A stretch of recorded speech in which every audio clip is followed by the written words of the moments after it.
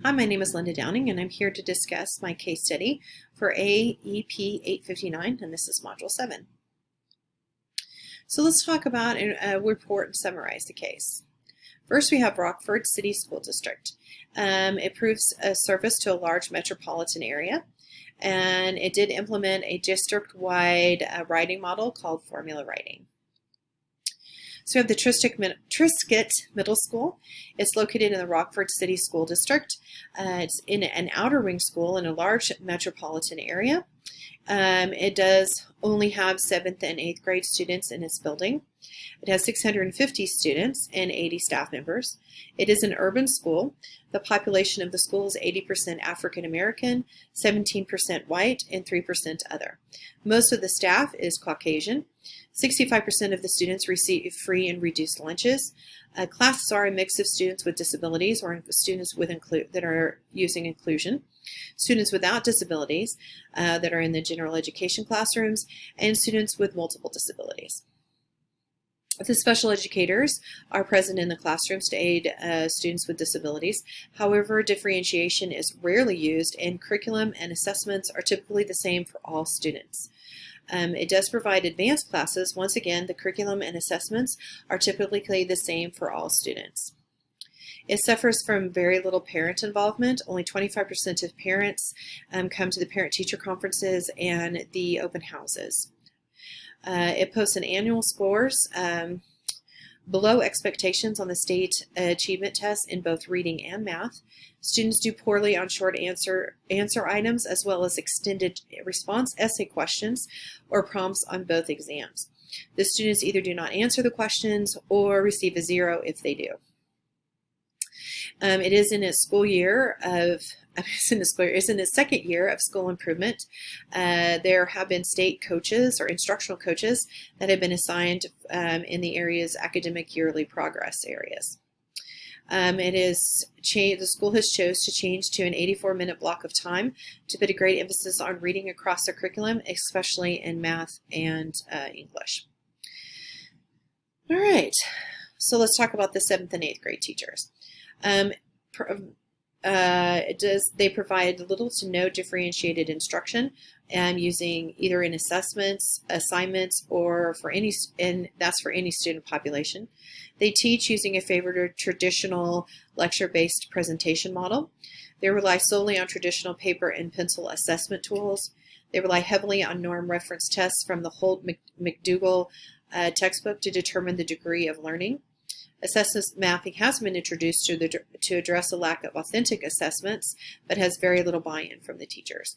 Teachers feel that they basically feel that if it has worked in the past, and there's no need to change it, or add any additional chances for cultural experiences for students. Teachers rarely use outside resources to add relevance to their curriculums or projects in their classrooms. They have worked with Ellen, which I'm assuming is a state instructional coach on a formula writing model. They were given professional development opportunities on a continuous basis. They have been required to work collaboratively in teams. They will be teaching an 84-minute block and will be required to embed writing into their current curriculum maps. Next, we have the principal. Not much is known about the principal. However, he or she is involved in the process of data analysis and the district-wide implementation of the formula writing module. Then we have the state instructional coach. I'm assuming that's who she is. She worked directly with the students and teachers in an assembly line format. She worked by grade levels. She worked with 315 students at a time and gave several examples of formula writing. Last, we have Kim, the assistant model, which is supposed to be myself. For the last 5 years, she has been the assistant principal at Triscuit Middle School. She does have a background in English and language arts. She is currently working on graduate level courses and would like to use the recent research in her current position. She would like to enhance the writing curriculum by engaging her colleagues to make curriculum decisions based on assessment data, not evaluation data. She fears traditional evaluation will continue to be used which limits the chances for writing across the disciplines. and she's faced with the challenge of engaging her teaching staff in a productive conversations about strengthening the writing in each curriculum. So how does she maximize teacher buy-in? So now let's talk about if there's any legal or ethical issues. First, we have IDEA, which is the Individuals with Disability Act. Students with disabilities may or may not have an IEP. If they do, the school must provide FAPE, which is a free appropriate public education for each student who has an IEP or an individualized education plan. FAPE includes related services, speech, OT, PT, etc., and supplementary aids, which is usually para support, and services, which is considered direct instruction by the special educator. The IEP will state the accommodations, modifications required for the child to be successful in the general education classroom. The accommodations may require all materials to be read in the child's to the child, including assessments. The assessment format may be modified or as a short list of answers, and the assessments may be taken in an alternate location. This list is for example purposes only and is not exclusive. Or exhaustive, A student's list of accommodations may be quite lengthy and should be individualized for them. If a student's IEP states accommodations and those accommodations are not followed as so specified by the IEP, the teacher, the school, and the school district is out of compliance with the IEP. This leaves the school and the school district open for a lawsuit brought by the parents due to not providing FAPE for their child. In the case of the Triscuit Middle School, it is difficult to know how many IEPs would be considered out of compliance without additional data. However, it is telling if every child receives the same assignments and assessments. It seems likely that there is little individualization happening, therefore making it easy to extrapolate that IEPs are not being followed or may not be well written. Now let's talk about ethical concerns. One of the ethical concerns is the current one-size-fits-all approach to instruction, assessment, and evaluation of Triscuit Middle School.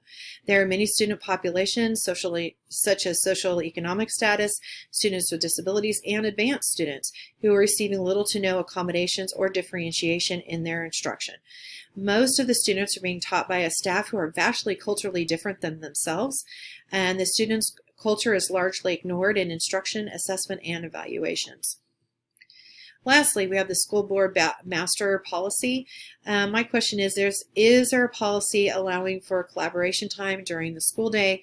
And if there isn't, is it in the policy or even in the teacher's contract time that would be after school that they would be given pay for? That would be something that you definitely need to know. So let's synthesize what has happened. So Kim, the Triscuit Middle School's assistant principal, is concerned about teachers having buy-in to the district-wide writing model, formula writing, and is faced with determining which approach to use to encourage curriculum change in her school. So we'll synthesize a little more information. So who's involved? First, we have the assistant principal, Kim, or myself. Let's go back and talk about her for a minute. And at Triscuit Middle School, she's been there for the last 5 years. Her duty as the assistant principal are unknown. Is she in charge of curriculum? Is she in charge of discipline? Is she the only assistant principal? We don't know her age or years of experience are unknown. Has she worked in a middle school before? Or has she worked with that age of kids and actually, been responsible for giving instruction or not? Does she have a background in English and language? She does have a background in English and language arts. Now let's talk about the Triscuit Middle School. It is completely unknown. It's mentioned in the resource only in a very brief statement.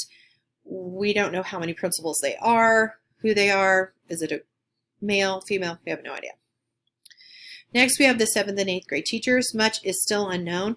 We don't know how many there are, their ages, their years of experience, their turnover rate, what are their levels of education, do they have any additional college hours, do they have masters, do they work in teams, are there heads of departments? If so, who are they? Next, we have the special education staff. Much, again, is unknown. We don't know how many special educators there are. Are they assigned to grade levels or teams? What are their years of experience? Are they long-term subs? Are they on a waiver or are they fully licensed? How many special education pairs are assigned to each special educator? And how are those pairs used in the special education classrooms? And how are they used in the general education classrooms? Those are questions that I don't have answers to. So where is this happening? This is happening in Rockford City. We're assuming it's an urban metropolitan area. Much is unknown. We don't know who the major employer is. What is the population? Is there public transit? What is the housing like? Next, we have Rockford City School District. It is an urban district in a metropolitan area. Once again, much is unknown. We don't know if there's one superintendent or multiple superintendents. Is there a superintendent of curriculum? How involved is the superintendent in schools? How many employees are there overall? How many students do they serve? And are there other middle schools? So now we have the Trisket Middle School. Once again, it's an urban school in a metropolitan area. It has a population of 650 students and 80 staff members. This school has struggled to make annual yearly progress in both math and reading. It's receiving help from the state due to this. The state did provide an instructional coach, Ellen, for one day. Much is unknown. Are there instructional coaches? If so, how many? How many principals are there? Are there guidance counselors? If so, how many? What is their role in the school? Do they counsel students, or are they just handle scheduling? Is the building old or new? Is this accessible to all students and staff? Is the school set up by teams? Are the classrooms arranged accordingly? Is there technology readily accessible to staff and students? And what electives are offered? So last on this slide, we have teachers' classrooms. So we know that the teachers use a traditional model of teaching. However, much is unknown. Are all their classrooms accessible to students and staff? Are the rooms comfortable? Do they have windows? Are all the classrooms arranged by teams or departments? So let's talk about what programs are involved. First, we have the Rockford City School District. They did implement a district-wide writing model called formula writing. So my question is, how much busing is there? Is there an effort to reduce segregation of schools? And do students get to go to their neighborhood schools, or are they bused? We have Trisket Middle School, which is much is unknown. The teachers do they have curriculum maps and assessment writing? Do they work in teams by grade level or subject or both? Or are there department heads? The special education department. Once again, we don't know much. Are special education staff members employed by the district or interlocal cooperative? How many students with disabilities are serviced? What programs and service are provided? Are students able to access community-based programs and instruction? Do most students receive their direct instruction for both reading and math in the general education classroom or in the special education classroom as a pull-out service? Is there a one-size-fits-all to the programs offered, or is it individualized? Is there a school psychologist who is on staff on a daily basis? If there is, does he or she provide counseling services? So, next, let's talk about the administrative staff. Once again, we know quite a bit, obviously, about Kim, the assistant principal. However, we don't know much about the principal themselves, or if there is any additional assistant principals, or is there also maybe a superintendent of curriculum, and that would be helpful to know. So let's review and analyze. Let's talk about the stakeholders. First of all, once again, we have Rockford City. It's an urban metropolitan area, but the population of Rockford City is unknown. The parents. Most parents are not involved with the academic activities at school. Only 25% attend parents and teacher conferences. The case study does not mention any strategies the school has tried to increase parent involvement. Are parents involved in the school improvement process? Do any sit on a site council or say a district leadership team? Next, let's talk about the school board. The school board is not mentioned in the case study at all. We assume it is an elected school board and not appointed. Is there a parent from Trisket Middle School on the school board? How many minorities are on the school board, or are they all Caucasian? Are minorities adequately represented in the running of the school district? Does the board value professional education in the staff, and are they willing to help pay for it? Next, let's talk about community members. It's not mentioned in this case study. However, it is no doubt that Rockford City schools are important to the community members. Often schools are major employers in towns, both large and small. So let's talk about this superintendent. Not much is mentioned in the study. It's a large district, so one can assume there's a superintendent of curriculum who would be a great help to Kim. Now we have the staff of Triscuit Middle School. There's an 80-member staff. My questions are there counselors? How many principals are there? How many number of teachers per grade? Are there elective teachers? The number of special educators, number of office staff, number of paras, both special education and otherwise. And last, we have the staff in Rockford City School District. Much is unknown. We don't know how many people are employed by them. The number of minorities as teachers in high-level positions. Are they well paid? Is the pay fair and based on experience? So now let's do a little talking about making sure that we are including equitable instructional class practices in the Triscuit Middle School. So equity in education requires putting systems in place that ensure that every child has an equal chance for success. That requires understanding the unique challenges and barriers faced by individual students or by populations of students and providing additional supports to help them overcome those barriers. While this in itself may not require equal outcomes, we all should strive to ensure that every child has equal opportunity for success. And next, while some aspects of equity in education must be addressed on a broader systematic scale, there are many things that can be done in an individual school and classroom level to create a more equitable environment for students. Achieving equity is closely tied to personalized learning. It requires understanding each student's individual needs and designing educational experiences that will help all students achieve academic success. How to evaluate, develop, and implement high-quality, equitable instructional practices. In equitable as opposed to merely equal classrooms, each student is given the support and scaffolding they need to optimize their educational progress. The goal is for all students to work in their zone of proximal development, which is defined as the difference between what a learner can do without help and what he or she can do with help. That may mean that students will have different expectations on an assignment, such as only writing 3 paragraphs instead of 5. Some students will have extra time to complete an assignment or other accommodations designed to meet their educational needs. Some students will have resource teachers or aides that provide additional support in the classroom or in a pull-out environment.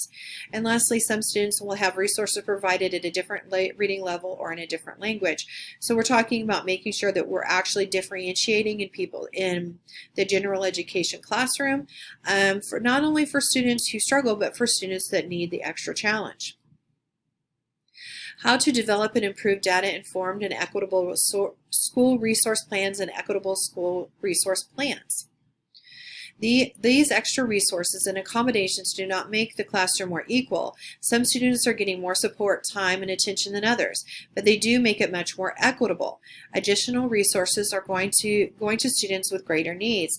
At the school and district level, educational leaders have a responsibility to ensure that teachers have the materials, resource, and training they need to design an equitable classroom. Provide access to programs and strategies that support the goal of equity and enable all students to succeed. Support teachers when addressing parent concerns, for example, when explaining why some students were given more time on an assignment than others. And lastly, ensure that there is a fair and objective way to determine student academic needs, monitor academic progress, and implement support systems that serve all students. So how to develop and promote the well-being and success of each student. Ultimately, building a more equitable education environment is about student empowerment, making sure all students have what they need to succeed in the classroom. And beyond that, this includes students in special education, English language learners, gifted and talented, and other students with diverse educational needs. So let's talk about my options that I have come up with to help Kim achieve her goal. First of all, Kim could do nothing. The pros is it keeps the peace with the teachers. Teachers are much happier because, not much more is asked of them, and it probably will be easier in the short term, but definitely not in the long term. The cons: she will not be doing her job to the best of her ability. The school may not be completing the required writing models. It could damage her reputation as a school leader, and students may not be making any gains in reading, math, and or writing. So next we're going to talk about my second approach, or option 2. And I call this the extreme option. This extreme option uses directive control approach in the entire option. So teachers are giving very little autonomy, if any, and they're simply just following the directions that are given by myself or the other administrators in the building.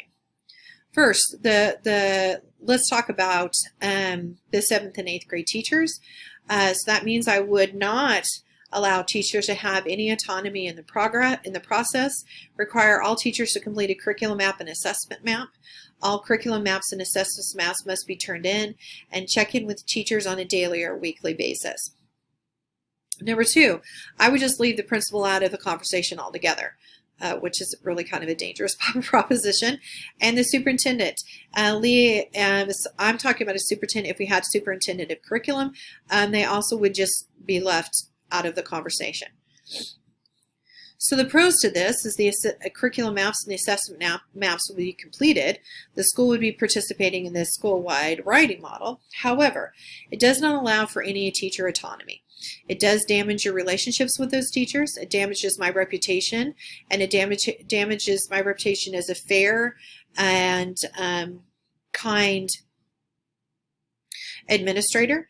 And it does damage the reputation of the school, because the chances are the teachers are probably going to be speaking very kindly of me in their personal lives. Next, now let's talk about my option, which is a little more lengthy. So first of all, let's talk about the principal. Obviously, I would need to have a discussion with the principal to address my role in the school improvement and my ability to discuss my plans and concerns with the superintendent of curriculum. It doesn't necessarily say in the research study what is my role. Is my role to be dealing with curriculum? It may not be at all, and then that sort of stops the process. I may just be dealing with discipline. But if I choose to expand that role, I need to know if I can actually do that. So I would propose my plan to the principal, but I would also discuss, obviously, with them if it would be all right if I also included the superintendent of curriculum. So my proposal is teachers will complete the curriculum map and assessment map with their grade level curriculum cohort and turn it into the administrators to ensure that that's completed. Obviously, that is directive control. So my approach actually includes many forms of control. Some need to be directive or because teachers and people just won't do it, and others is more collaborative. So teachers will need to complete weekly lesson plans that indicate how the lesson is being presented, how it's differentiated for various groups of students and individuals, the lesson plan objective or objectives, and the use of culturally responsive materials, and when and how the formula writing model is being used. That's also directive control because I would be asking them to turn it in. Teachers will collaboratively work in grade level groups, hopefully in teams, to ensure that a writing piece is presented and completed on a daily basis in one core class, which I consider non-directive. That is something that they could work collaboratively on and choose from themselves how they want to be using that on a weekly basis in their classrooms. The plan must be turned in on a weekly basis to administrators. That obviously becomes more directive control. I will work collaboratively with each grade level and curriculum cohort group to provide guidance as needed. Once again, that's more directive control or collaborative because I would be working with them collaboratively. Hopefully, I will be able to work with instructional coaches to increase student achievement and aid greater culturally responsive lessons, assessments, and writing opportunities are used in the classrooms. I will complete walkthroughs of the teachers' classrooms on a regular basis. My focus will be culturally responsive lessons, assessments, and the Formula 1 writing model. That would be collaborative. I wouldn't necessarily want to use the walkthroughs as an evaluation tool. More I would be using it as observation tools so I could work with them collaboratively to make sure that we are moving in the right direction. I would meet regularly with the district leadership team to discuss concerns and ideas for any changes needed. That, of course, would be a collaborative approach. I would meet with the department chairs for each curriculum, including electives and special education services, on a biweekly basis to measure the progress of the formula writing model across their curriculums, and that, of course, would be collaborative. I will be sure to be involved in IEP meetings with students. It may be impossible to attend every IEP meeting for every student on an IEP. Therefore, I would recommend that we assign administrators for each grade level or team to help create a personalized IEP experience. That would obviously be a form of directive control. I would also meet with the special education staff or department chair of the special education to determine how to make better use of their staff in the general education classrooms. Could we try team teaching? Could we use them teaching in groups instead of maybe just having a highly trained special educator and a highly paid special educator being used no more than like a para? We need to try to use them in a more productive manner. You could actually use them to be teaching some of the curriculum instead of just sitting in the back of your classroom. Next, we need to meet with I would like to meet with community members to try to recruit speakers or volunteers to aid with the relevance of the formula writing model. Students need to learn how different forms of writing can be used in different professions, which also may help with some cultural relevancy. Next, let's talk about the superintendent of curriculum. I would like to discuss how to make changes in the school for school improvement and make sure if they had any additional comments, if that would be okay with my principal. Not all principals are, I don't want them to feel like I'm going over their head, so not all principals are going to be okay with that. Okay, the next thing we're going to talk about, of course, we did talk about instructional coaches, and I'll talk more about them in a moment.